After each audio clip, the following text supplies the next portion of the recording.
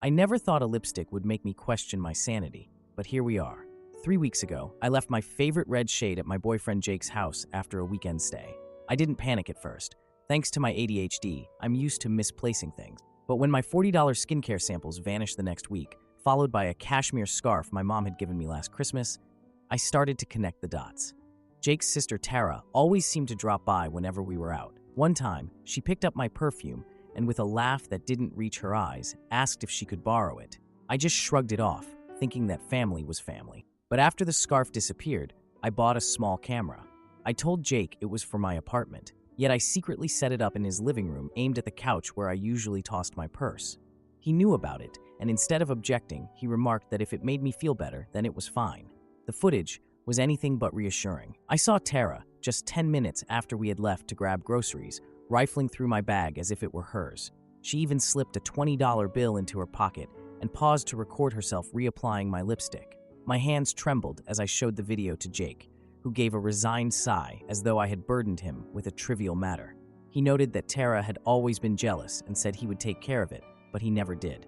Tara denied any wrongdoing, insisting that she had merely been looking for Advil when I confronted her. Soon after, Jake's mom, Carol, appeared as if she had been summoned, with a sharp remark suggesting that I would lose my head if it weren't attached.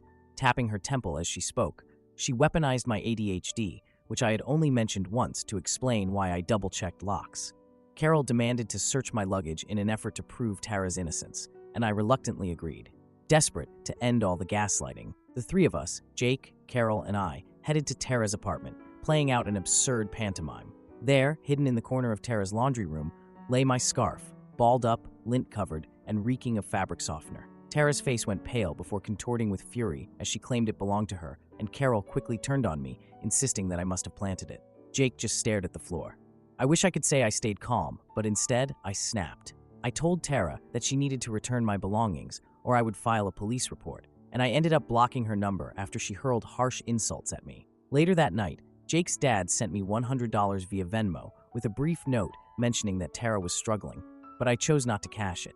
Shortly after, Greg, Tara's boyfriend, sent me a message claiming that she had done this before and hinting that I should check her TikTok. I decided not to. Social media is a minefield, and honestly, I didn't need more proof. I just wanted my stuff back. I moved my toiletries and other belongings to Jake's garage, locking them in a duffel bag for safekeeping. The next day, the camera recorded Tara attempting to force open the garage window as she rummaged through my boxes. Eventually, Jake agreed to change the locks, though his voice wavered as he mentioned that his mom might never forgive us. I'm not really sure what our relationship stands for now. Part of me clings to the hope that he will choose peace with me over his family's endless peacekeeping. Yet when I hugged him goodbye that night, his shoulders felt burdened with every stolen secret his family had buried. All I know is this: I'm done playing the scatterbrained girlfriend.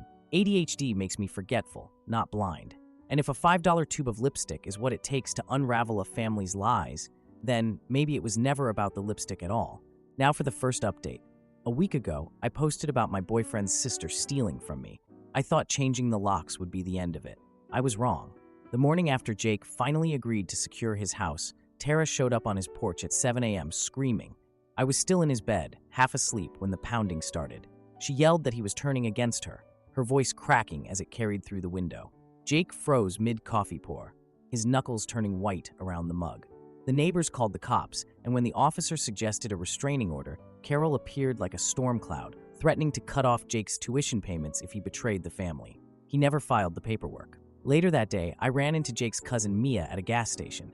Leaning into my car window, she told me in a low voice that Tara had been arrested in college for shoplifting a $200 jacket, and that Aunt Carol had paid the store to drop the charges. Mia didn't stick around to chat, but her words did. I sat there with the engine idling, wondering how many other secrets this family had buried under all that politeness. Then came the Venmo notification, $500 drained overnight. The password was the same one Jake had used for everything since high school. Tara didn't even try to hide it. The transaction description simply showed a kiss emoji. Jake repaid me instantly, his face gray as he kept repeating that she was his sister and that they couldn't ruin her life over a mistake, his words coming out like a prayer. I wanted to shake him. It wasn't just forgetting to tip, a mistake. It was stealing money from someone while they slept next to your brother. That was a choice. But it was the earrings that broke me. They were my grandma's pearls, tiny silver hoops she wore until the day she died. I'd kept them in a felt pouch at the bottom of my makeup case. After Tara's break-in at the garage, I moved everything to a locked suitcase, or so I thought. 2 days later, I discovered the pouch shoved into Tara's gym bag, which she had accidentally left at Jake's. She claimed I'd gifted them to her, remarking on how generous I was with my things and smiling as if we were sharing a secret. Carol later sent me a check for the earrings' appraised value, along with a note telling me to stop tearing the family apart and move on. I tore the check in half. Jake started therapy, though he never told me, until I found the intake form in his trash. When I asked him about it, he admitted that he had been having panic attacks at work and mumbled that his mom thought therapists were for weak people, his voice low as if she could overhear. I hugged him, but my chest felt tight. How do you love someone who's only just learning how to breathe? Tara lost her job at the boutique the next day over inventory discrepancies. As her manager explained, Greg dumped her that same afternoon, and a mutual friend later mentioned that he found charges from a couple's resort in Cancun, a trip Tara had taken on her own. Carol called me in a hysterical state, accusing me of poisoning Greg against her. Jake pleaded with me to apologize to Tara just to calm things down, but I only laughed, a jagged laugh that came out harsher than I meant, as if questioning why she even existed. Packing my things from Jake's garage felt like digging a grave. He stood silently in the doorway as I stuffed my duffel into the trunk. I waited for him to say something, to promise that we'd figure it out, but he simply scratched at his wrist with his eyes fixed on the driveway. That night, someone slashed my tires. The police said there wasn't any proof it was Tara, but we both knew better. Jake offered to pay for the repairs, and I let him. I'm not the hero here. I didn't expose Tara. She isn't some villain from a movie. She's a 26-year-old who never really learned what no meant, treating people's lives as if they were items on a clearance rack. Jake isn't a coward either. He's a guy who spent 24 years being told that love meant swallowing your anger. And me, I was someone who believed that love was enough. It turns out that it isn't the missing lipstick that hurts. It's realizing you're dating a ghost, someone who's already been buried. I don't know where we go from here, but I'm done pretending that theft is a love language. Now for the second update. 3 weeks ago, I posted about my boyfriend's sister stealing from me and the chaos that followed. I thought changing the locks would be the end of it, but it turned out to be just the beginning. Jake's Aunt Linda reached out first, asking me to meet for coffee, which felt like a trap, but I agreed to go anyway. I noticed her hands trembling slightly as she stirred her latte. She explained quietly that Tara had been borrowing things ever since she was a child. Items like a locket that belonged in their grandmother's casket and a pocket watch from their uncle's study. She went on to say that Carol had always managed to cover it up by paying people off and calling in favors, even to the extent that when Tara got a shoplifting charge in college, Carol had written a check large enough to buy a used Honda. I was at a loss for words, and before her scone even arrived, Linda left as though she had already said too much. A couple of days later, Jake's dad came by my apartment and handed me an envelope containing $400 in cash, the exact amount it had cost to fix my slashed tires. He mumbled that Tara needed help beyond what they could provide. His eyes, red and tired, hinted that he hadn't slept, and I almost felt sympathy for him. Almost. Not long after, Tara was arrested once again, this time for shoplifting at Target. Apparently, she had managed to stuff $1,200 worth of wireless headphones and smartwatches into her oversized purse. Even though the security footage on the local news was grainy, I could tell it was her by the way she held herself, shoulders hunched and head tilted, as if she were disinterested. Carol was furious, and when she called Jake, she demanded that he post bail for Tara, blaming him for everything simply because she was his sister. I was there on the couch while Jake kept his eyes glued to his plate. Later, Tara called from jail. I didn't answer, but she left a voicemail filled with a bitter resignation, questioning if I was happy now. Her tone was harsh, though underneath it sounded as if she were barely holding back tears. I ended up blocking her number, and that same night, Jake removed it from his phone as if the number embarrassed him.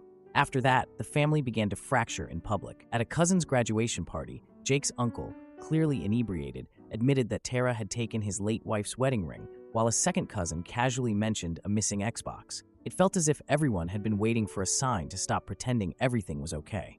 Meanwhile, Jake sat silently, methodically cutting his steak into smaller and smaller pieces. The following week, Carol unexpectedly showed up at my job at a pediatric clinic. With the air of someone who owned the place, she marched past the reception desk, her heels clicking on the linoleum floor. She demanded that I drop the complaint about the slashed tires, insisting that I had already caused enough trouble.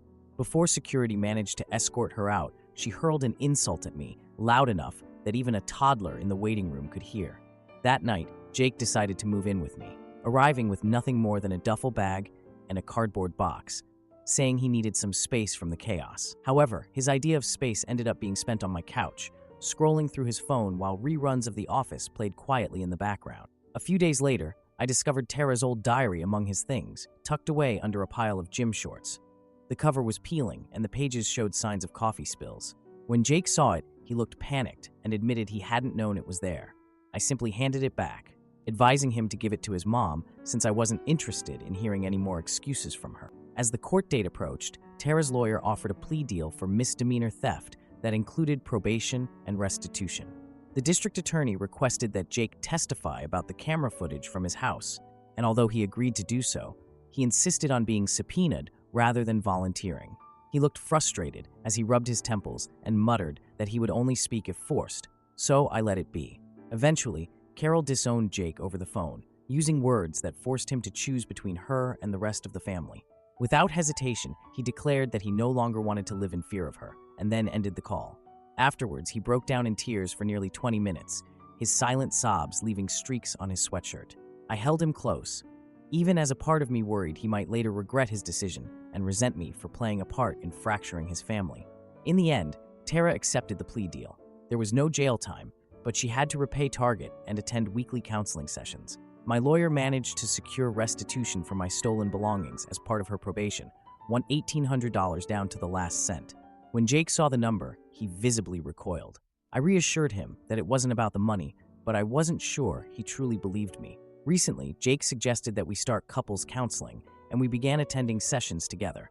In our first meeting, he opened up about how he had been making excuses for Tara ever since they were kids, recalling how their mom had always insisted that it was their duty to protect her from any consequences or guilt.